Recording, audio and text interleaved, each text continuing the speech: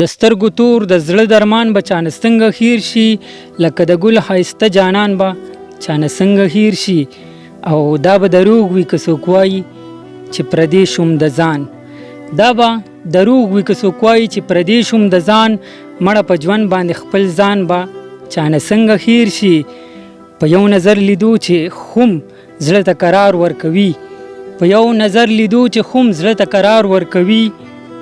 داسې د مینې قدردان به چانه څنګه هیر شي. وای حضرت مندوهیلوال ملګرو داسې زما، وای حضرت مندوهیلوال ملګرو داسې زما، د ارمانونو خر ارمان به چانه څنګه هیر شي. السلام علیکم ګرانو کتونکو، ستاسو ادبي ورور جعفرشاه درویش یم. پروګرام دی ستاسو د خوښې ښکلی مازدیګر. امید لرم چې روغ جوړ او په خیریت سره وي. په ښکلي مازدیګر پروګرام کې نن راغلی یم خیرآباد مندوهیل علاقې ته. دلته کې یو ځل بیا د حضرت ارمان صاحب دی خوا ته راغلي یو. ښکلي شعرونه به ترې ریکارډ کوو ستاسو دپاره.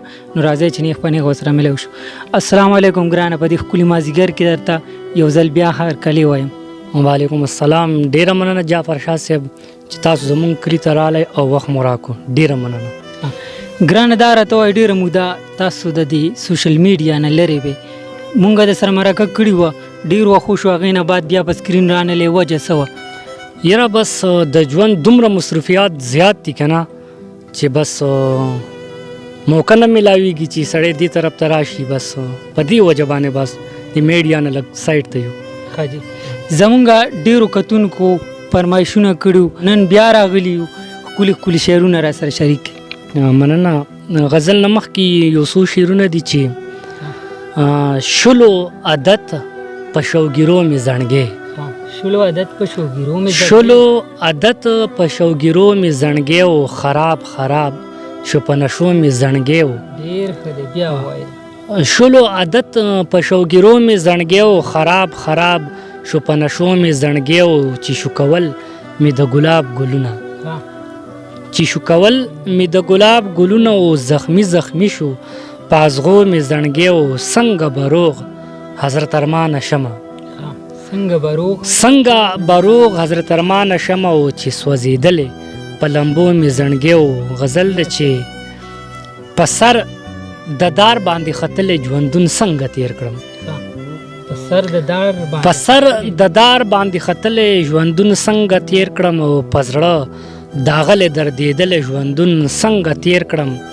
او ولې به نه جاړم په چغو چغو زه علمه، ولې به نه جاړم په چغو چغو زه علمه، او بې وفا یار د لاسه غلی ژوندون څنګه تیر کړم. او زما د ژوند سپرلی زما په لورې نه رادرومي، زما د ژوند سپرلی زما په لورې نه رادرومي. او ستړی ستومانه غم ځپلی ژوندون څنګه تیر کړم. او په دې دنیا مې د فریاد اورېدو څوک نشته دی، په دې دنیا مې د فریاد اورېدو څوک نشته دی. او د هجر اور باندې سیزلی ژوندون څنګه تیر کړم. مننه. په دې دنیا مې د فریاد اورېدو څوک نشته دی، او د هجر اور باندې سیزلی ژوندون څنګه تیر کړم.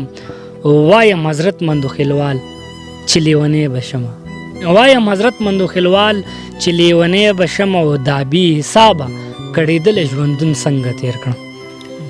ډېر ښه، ډېر ښکلي. وړاندې را سره کوم څه شعرونه شریک کړي؟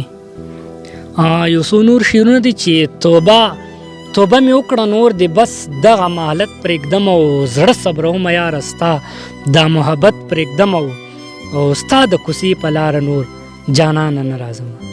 بیا وایي سر توبه مې وکړه نور دی بس دغه مهلت پرېږدم، او زړه صبرومه یاره ستا دا محبت پرېږدم، او ستا د کوڅې په لاره نور جانانه نه راځم، ستا د کوڅې په لاره نور جانانه نه راځم. او د نن نه پس ستا د دیدن کولو نیت پرېږدم، او ستا د ښایست په جوارۍ باندې هر څه مې بایلل، ستا د ښایست په جوارۍ باندې هر څه مې بایلل. او ته بې وفایي نور بس دا خوش عادت پرېږدم، او ځان مې خراب وخت مې خراب کړو هسې ستا پتم، ځان مې خراب وخت مې خراب کړو هسې ستا پتم. او ستا بندګي نه کوم بس ستا عبادت پرېږدم، او پتا حضرت مندوخیلوال به بیا غزل نه لیکم ها پتا حضرت مندوخیلوال به بیا غزل نه لیکم او قلم د لاس غورځوم ستا صفت پرېږدم ډیر ښه دی غواړم چې نور شعرونه را سره هم شریک کړي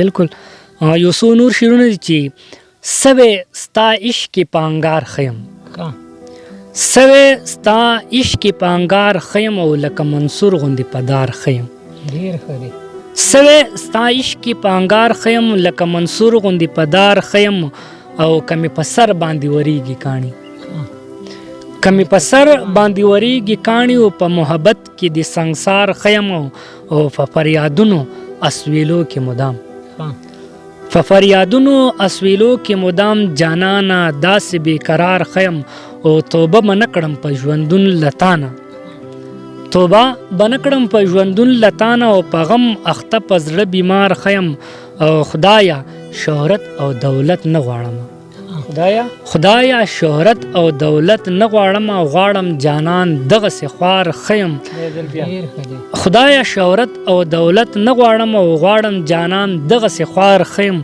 خو د دواړو سترګو نه مې واخله نظر د دواړو سترګو نه مې واخله نظر او زه در په در د عشق په لار خیم او ارمانه مینه که ګناه وي خیر دی ارمانه مینه که ګناه وي خیر دی ارمانه مینه که ګناه وي خیر دی او زه یې کوم بس ګناهګار خیم